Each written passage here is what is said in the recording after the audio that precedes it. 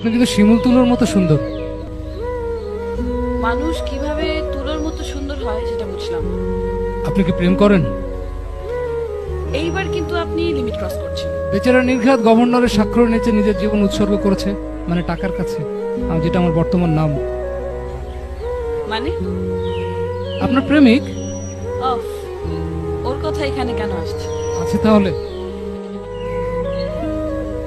কিন্তু ও তো আমার মতো এত সুদর্শন না। সুদর্শন আপনি?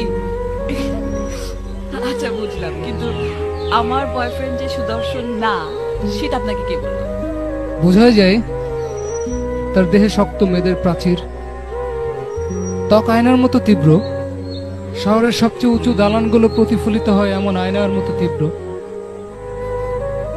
ঠোঁটের পাশে শতভাগ কর্পোরেট অহংকার, হৃৎপিণ্ডের পাশে cos theta, sine theta, tan theta, root over, মানে ছোটখাটো হিসেবের মেশিন।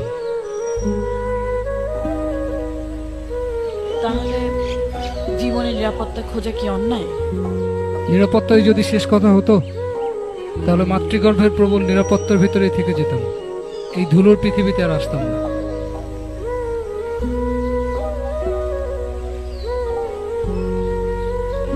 তাহলে আমরা কেন এসেছি পৃথিবীতে?